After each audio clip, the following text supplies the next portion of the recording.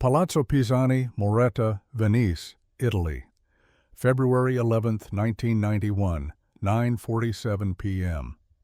A woman in an emerald gown stands motionless in the center of a gilded ballroom, her face hidden behind an ornate Columbina mask adorned with gold filigree and peacock feathers. Crystal chandeliers cast flickering shadows across marble floors where 200 guests drift through Baroque arches like ghosts from another century. Violins echo off frescoed ceilings. Champagne flows from silver fountains.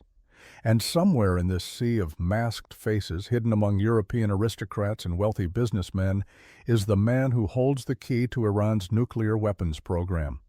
Her name is Yael, codename Adriana. She's a Mossad operative who spent 6 months becoming someone else entirely. Tonight, she's Count Alessandro Benedetti, a Venetian aristocrat with family ties to metallurgy and enough old money to make questions disappear. The invitation in her clutch purse, delivered 3 weeks ago to a palazzo she doesn't actually own, is printed on cream vellum with hand-pressed gold leaf. It grants access to the most exclusive masked ball in Venice, an annual tradition that attracts exactly the kind of people Israeli intelligence has been hunting for years. And here's what makes this absolutely insane. The people she's hunting invited her. They reviewed her fabricated credentials, investigated her fake family history, and decided she belonged here. Iranian nuclear scientists, Syrian military officers, European arms dealers, all of them believing they're safe behind their masks, protected by centuries of Venetian tradition that says what happens at Carnevale stays hidden forever. They have no idea that the woman holding Venetian wine and making polite conversation about Renaissance architecture is recording every word they say. Let me take you back to how this operation began, how Mossad identified a masked ball as the perfect hunting ground, and how one night of champagne and deception gave Israel intelligence that would reshape Middle East policy for the next decade. This is the story of Operation Venetian Ghost, where Israeli spies didn't break into secure facilities or hack encrypted communications. They simply put on masks, walked through the front door, and let their enemies tell them everything. Venice has always been a city of secrets. For over 1,000 years, the Republic of Venice built its power on information, controlling trade routes between East and West, gathering intelligence through merchant networks that stretched from London to Constantinople. The tradition of wearing masks during Carnevale wasn't just about celebration. It was about anonymity, about creating a space where social hierarchies dissolved and anyone could be anyone for a few precious hours. By the late 1980s, that tradition had evolved into something intelligence agencies found irresistible. Every February, Venice's grand palazzos opened their doors to masked balls that attracted international elites who valued discretion, Middle Eastern businessmen who couldn't safely meet in their own countries, European arms dealers seeking customers away from government scrutiny, diplomats conducting unofficial negotiations that would never appear in cables back to their capitals. All of them gathering in neutral Italian territory where everyone wore masks and conversations disappeared into the Venetian night. Mossad had been monitoring these events since 1986, when signals intelligence intercepted communications suggesting Iranian nuclear procurement officers were using European social events to meet suppliers. Traditional surveillance was nearly impossible. These weren't business conferences with published attendance lists. They were private parties in historic palazzos, invitation only, with guest lists guarded more carefully than state secrets. You couldn't infiltrate by hacking a database or bribing a hotel clerk. You had to be invited, which meant you had to be someone worth inviting. The Palazzo Pisani Moretta Ball was particularly interesting.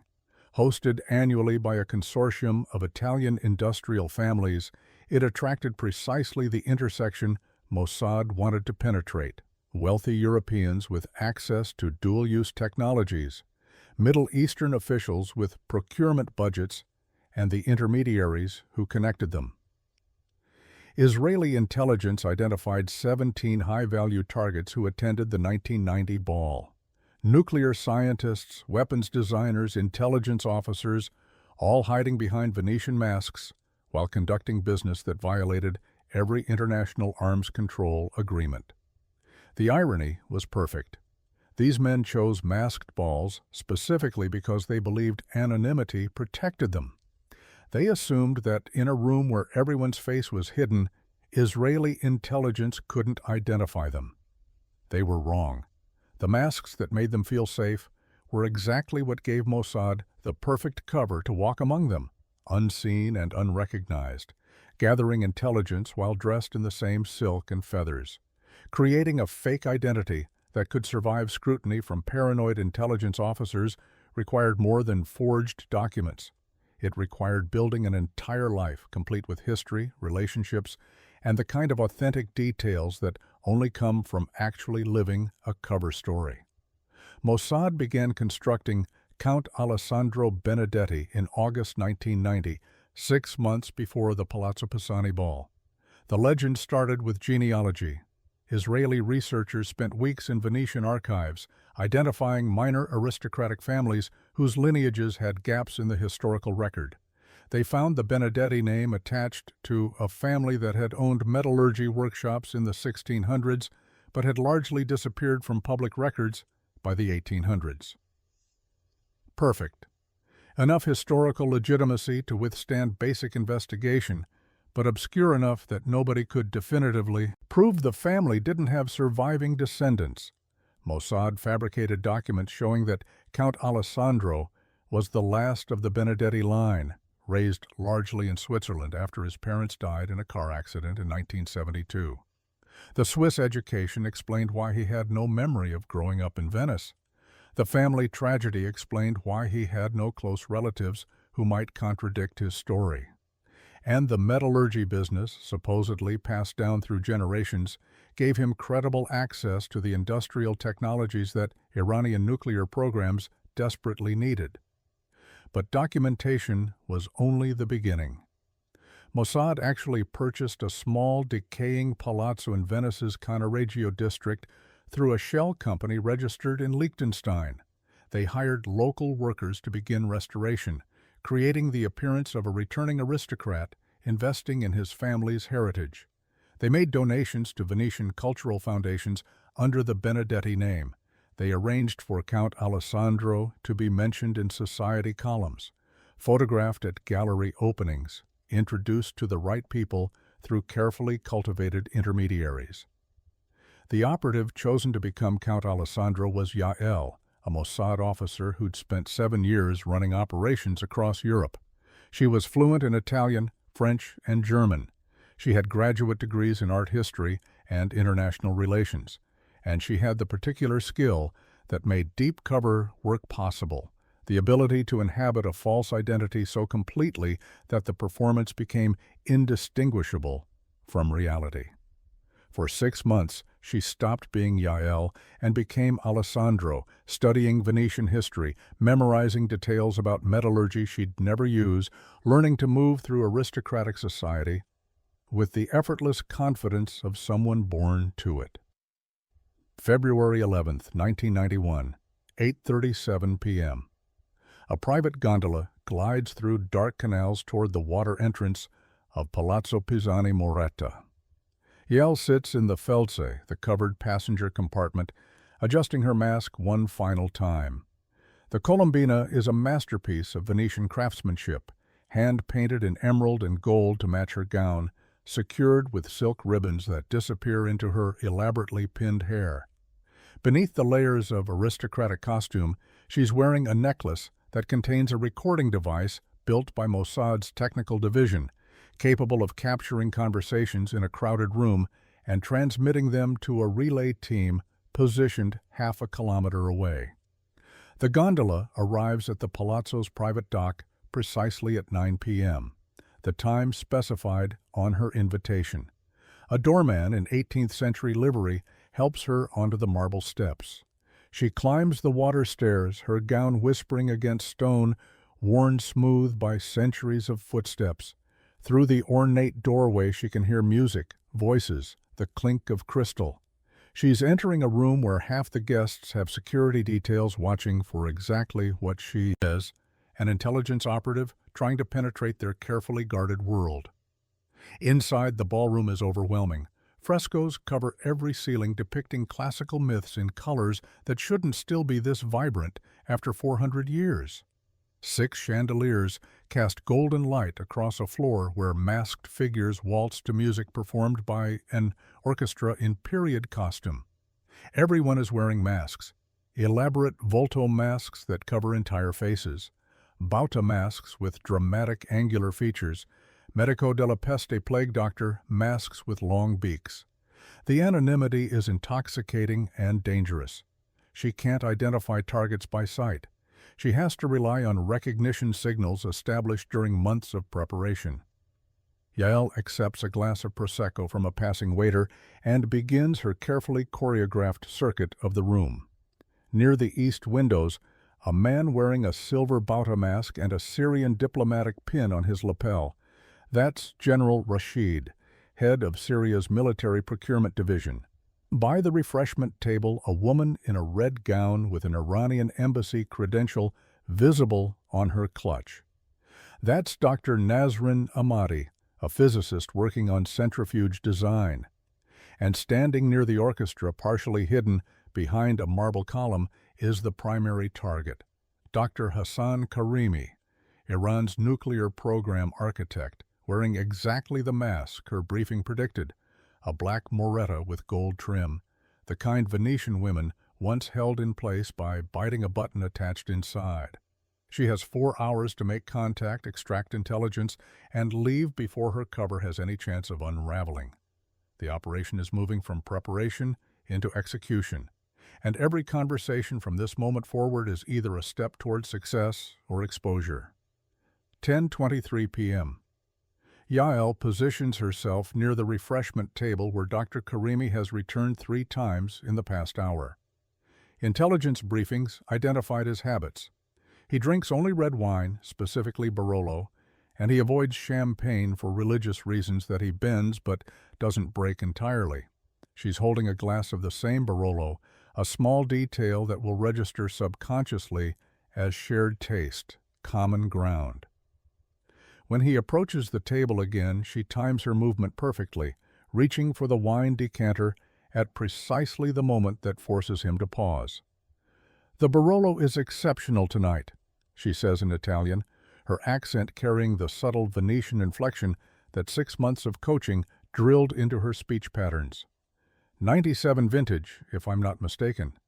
The Marchesi family reserves their best for Signora Pisani's events." Karimi smiles beneath his mask. "You have discerning taste, Signora. Most guests here wouldn't know a 97 from a 2003. His Italian is flawless, but carries the faint Persian rhythm that intelligence files noted as his identifying characteristic. He's relaxed, confident in the anonymity his mask provides, unaware that Mossad has voice print analysis running in real time from the recording device hidden in her necklace. "Count Alessandro Benedetti," Yael says, extending her hand in the aristocratic Italian style, fingers angled downward, expecting a courteous touch rather than a handshake. "Though tonight we're all equals behind our masks, are we not? That's the beauty of Carnevale." "Indeed," Karimi replies, his eyes visible through the mask's openings, showing genuine pleasure at meeting someone who understands the tradition. "The masks liberate us from the weight of our ordinary identities. Tonight, I'm not a scientist. I'm simply a man who appreciates good wine and beautiful architecture." The word scientist is gold. He's confirming his cover identity without realizing he's also confirming what Israeli intelligence suspected. He's here on business, not pleasure, using the ball as a meeting point with suppliers. Yael pivots the conversation with practiced ease. "A scientist? How fascinating. My family has been in metallurgy for generations. Terribly boring industrial work, but occasionally we encounter people doing genuinely innovative research. What's your field?" Karimi hesitates, the trained caution of someone who knows better than to discuss his real work. But the wine, the music, the mask creating psychological distance from consequences, all of it lowers his guard by fractions. Materials engineering, he says carefully. Specialized applications requiring very specific tolerances and purity standards. It's technical work that most people find uninteresting. On the contrary, Yael leans in slightly, her body language suggesting intrigue rather than interrogation. My family's foundries work with high-grade alloys, aerospace applications, medical equipment, that sort of thing. We're always looking for clients who appreciate precision manufacturing. Perhaps we should speak more privately. This music makes serious conversation rather difficult. She's offering exactly what he came here to find, a European supplier with access to dual-use materials, willing to discuss business away from official channels. Karimi glances around the ballroom, checking for his security detail. Yael has already mapped their positions. 2 men in dark suits wearing minimal masks, standing near separate exits, watching their principal without appearing to watch. They're professionals, but they're also constrained by the social environment. They can't hover, obviously, without drawing attention. The library, Karimi suggests. Signora Pisani keeps it open during the ball for guests who need quieter spaces. Would you join me for a more detailed conversation about your family's capabilities? Yael nods, setting down her wineglass with deliberate grace. I'd be delighted, Dottore. Lead the way.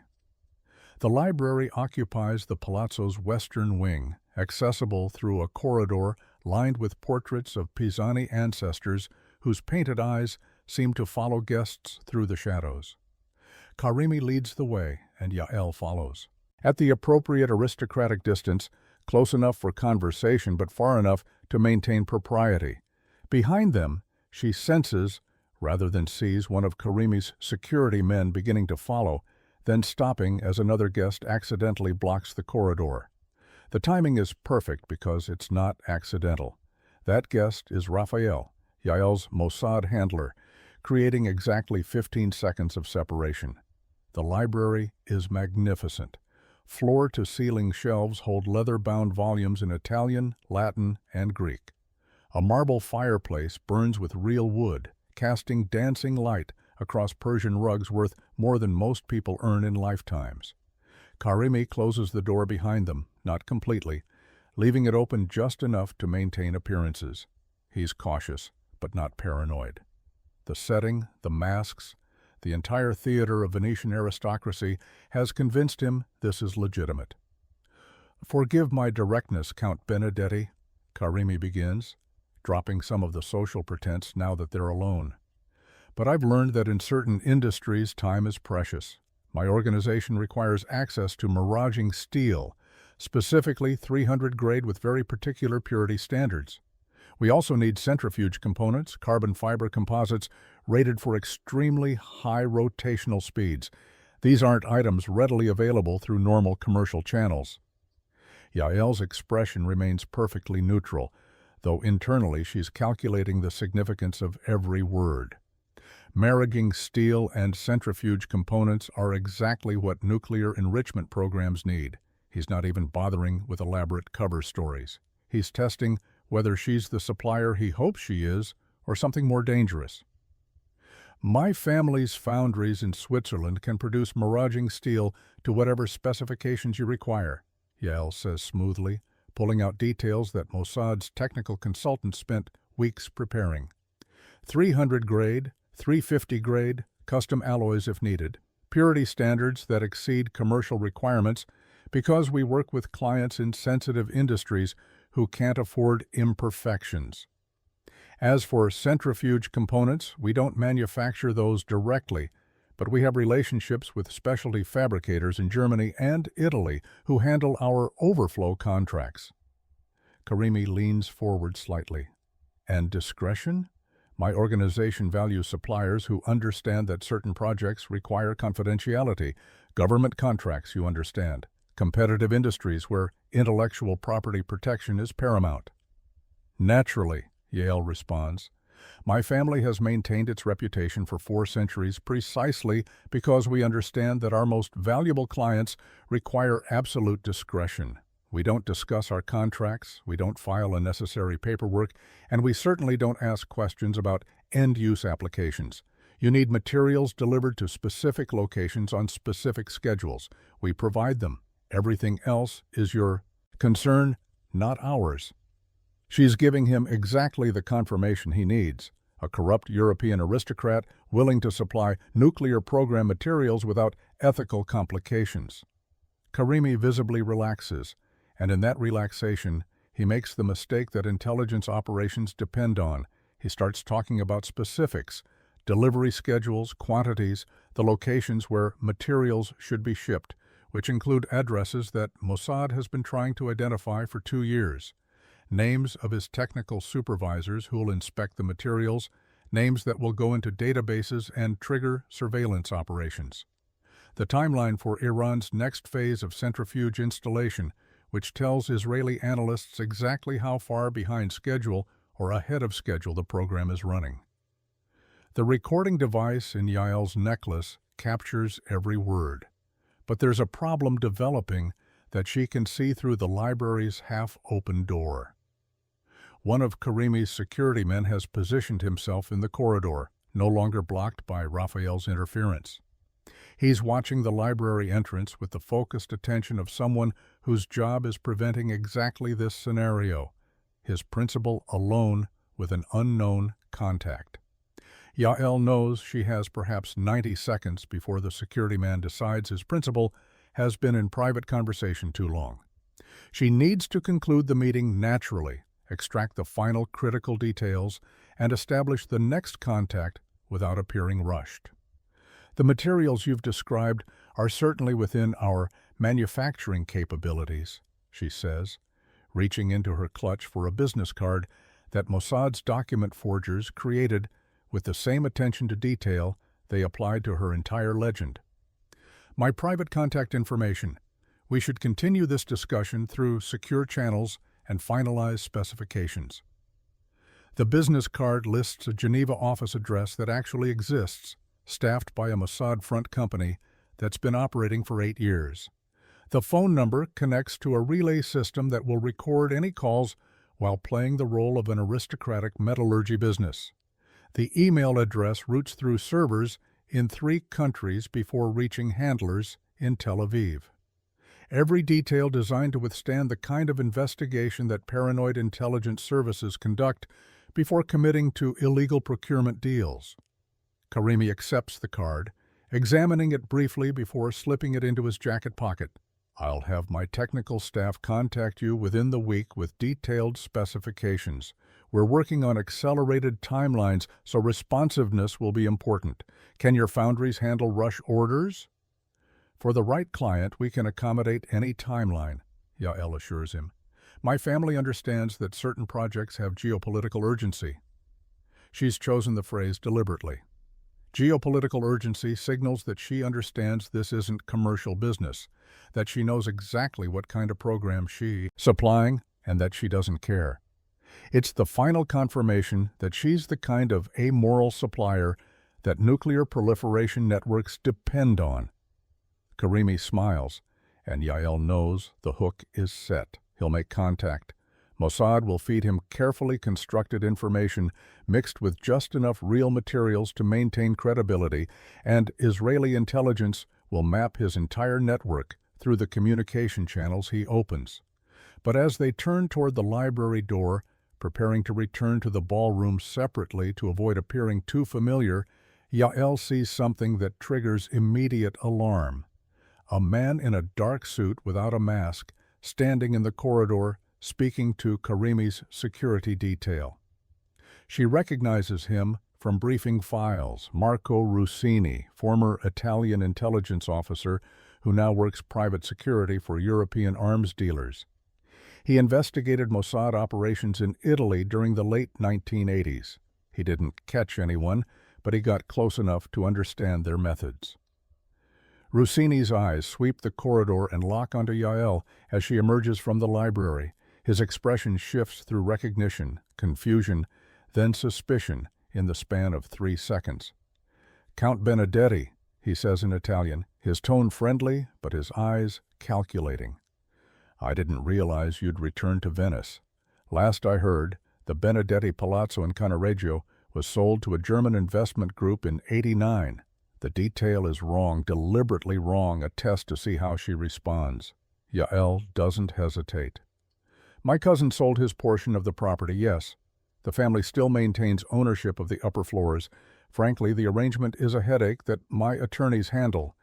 I prefer to stay at the gritty palace when I'm in Venice rather than deal with the German businessmen who've turned the ground floor into offices." She delivers the lie with the exact tone of aristocratic annoyance that someone would use when discussing tedious property disputes.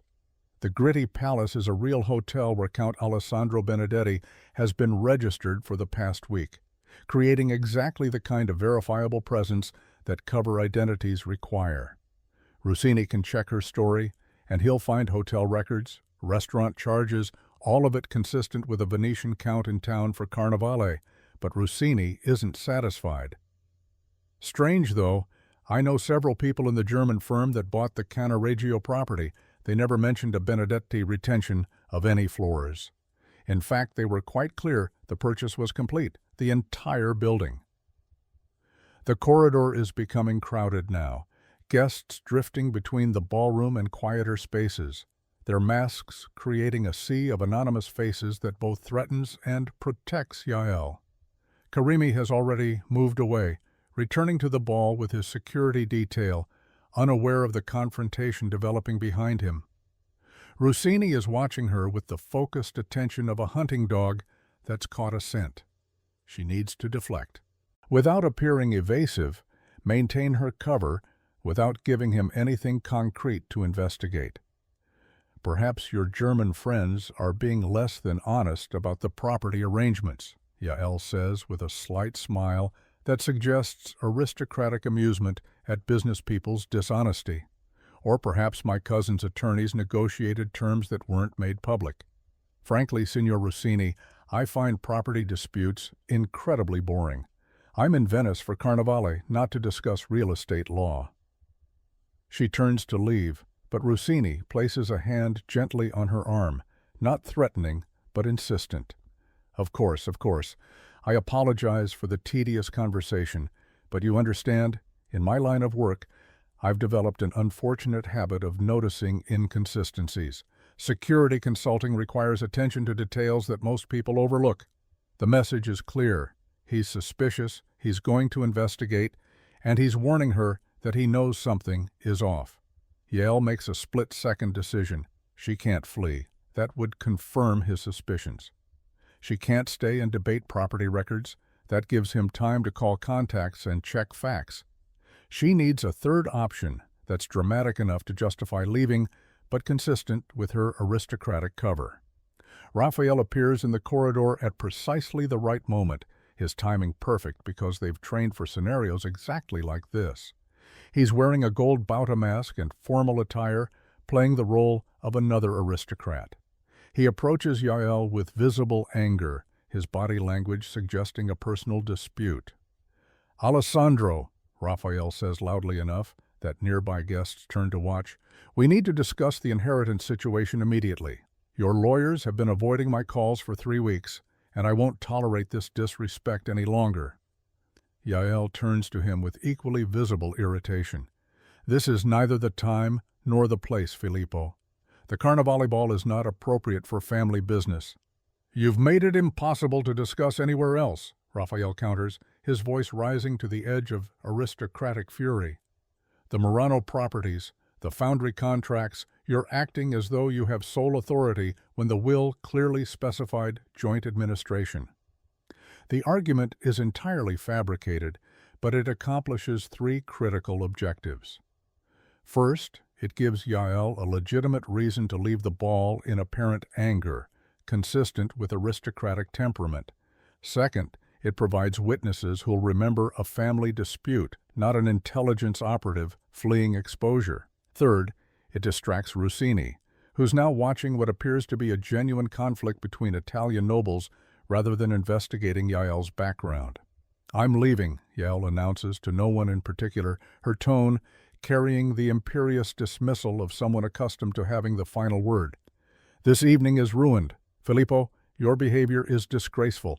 We'll discuss this through our attorneys, as civilized people should." She walks toward the palazzo's main entrance, moving quickly but not running, her gown sweeping across marble floors. Behind her, Raphael continues the performance, calling after her about legal obligations and family honor, creating enough theatrical drama that guests are entertained rather than suspicious. Rossini is still watching, but he's no longer moving to stop her.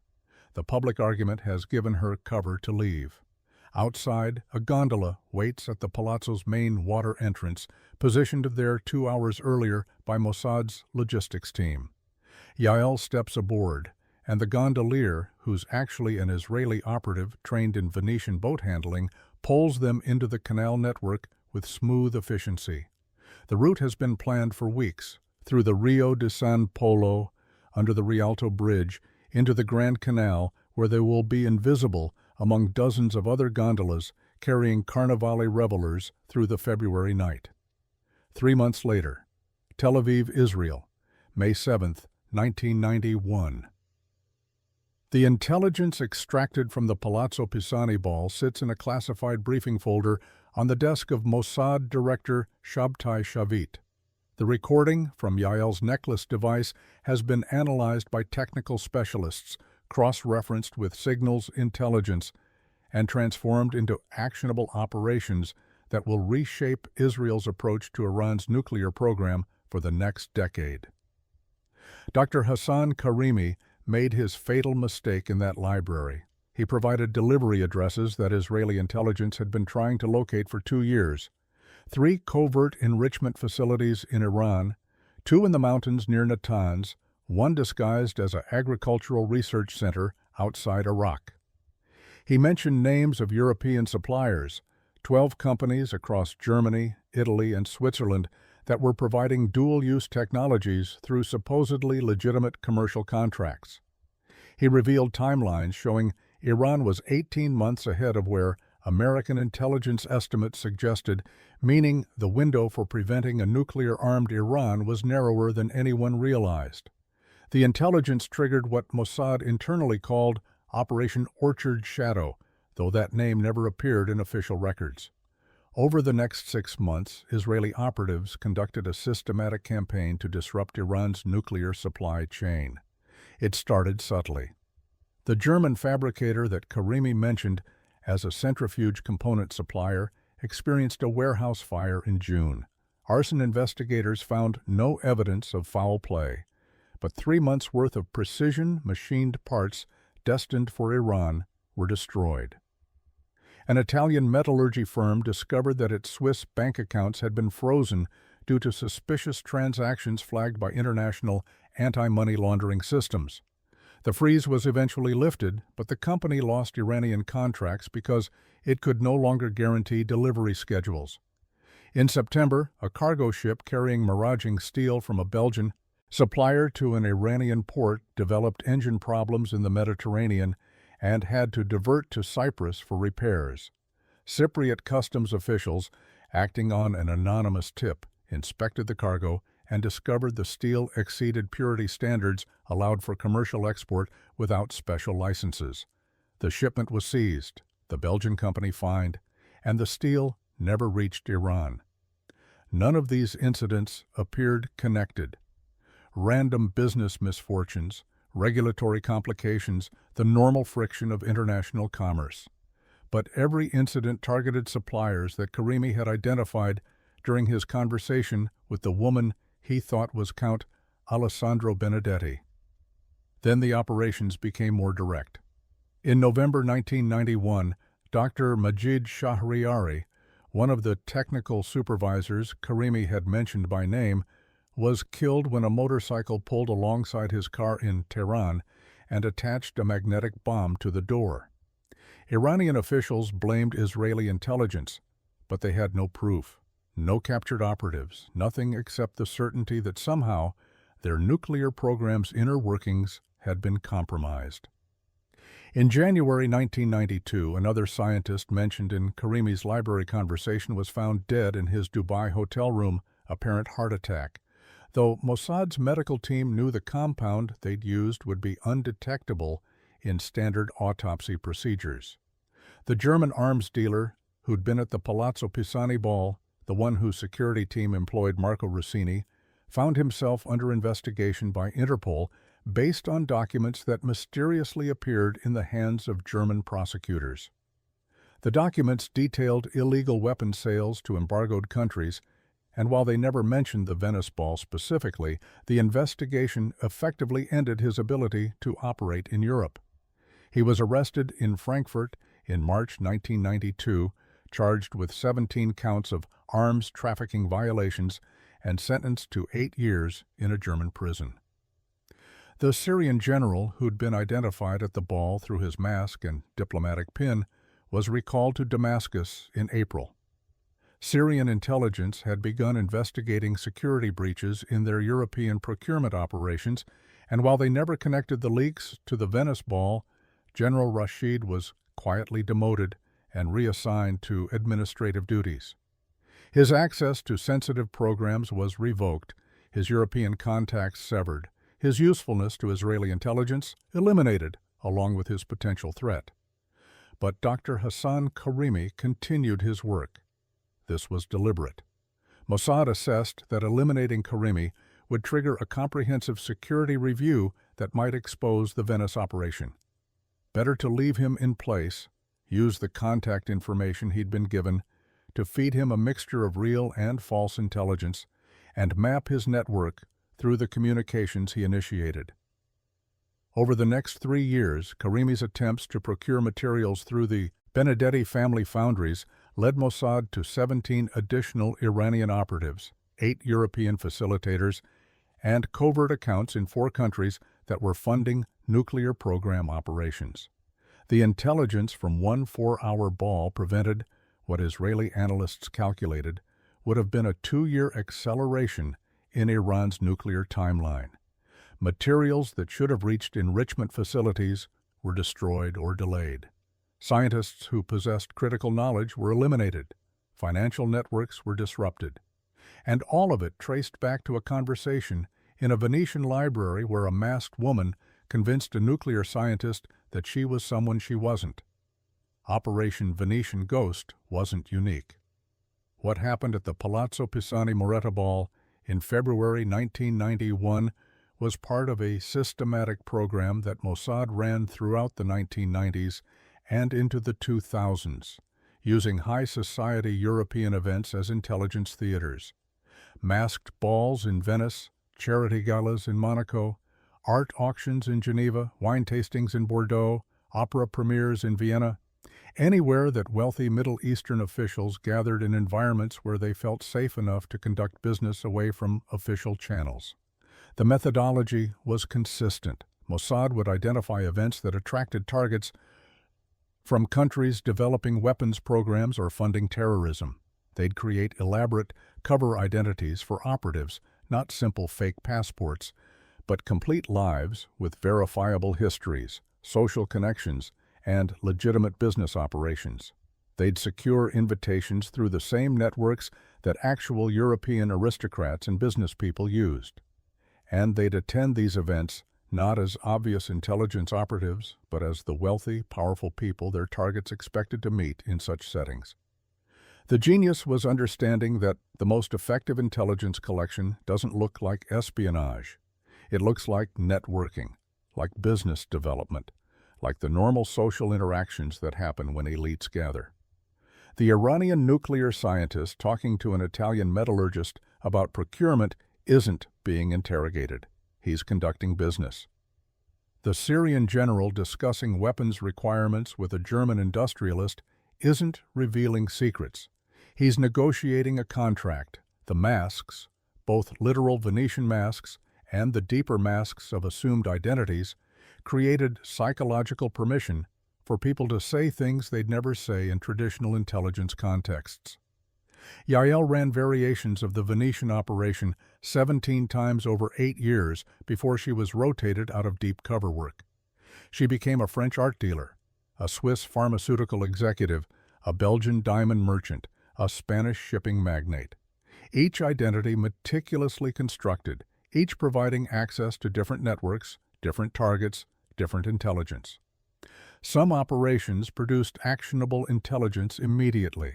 Others built relationship that paid dividends years later when the targets she'd met at charity galas needed suppliers or intermediaries and remembered the elegant European businesswoman who'd been so helpful. The psychological cost was significant. Living multiple identities erodes your sense of self. Yael described it in a classified debriefing after her final operation. You start to forget which version of yourself is real. The aristocrat who appreciates Baroque architecture feels more authentic than the Israeli officer who lives in a Tel Aviv apartment. You've invested more hours being the cover than being yourself. And when operations end, when you're extracted back to your real identity, you feel like you're putting on another mask rather than taking one off. Intelligence agencies rarely discuss this aspect of deep cover work. The operational successes are documented, analyzed, replicated. The human consequences are classified as medical records and psychological evaluations that never appear in official histories.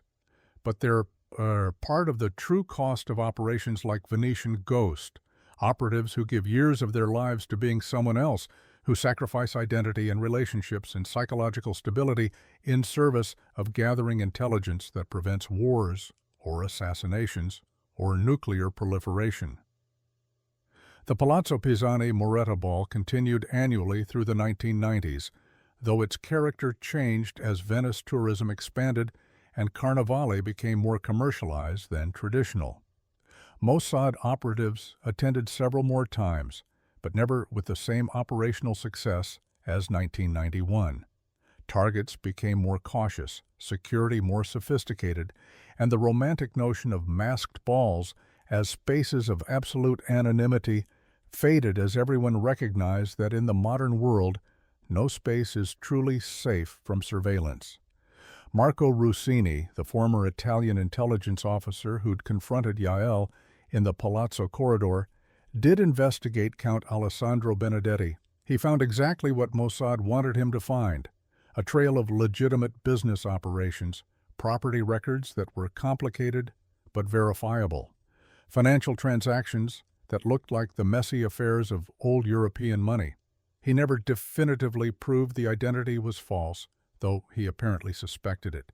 In a memoir published years later, he wrote cryptically about encountering operatives at social events where everyone wore masks, making it impossible to distinguish between the literal disguises and the deeper deceptions.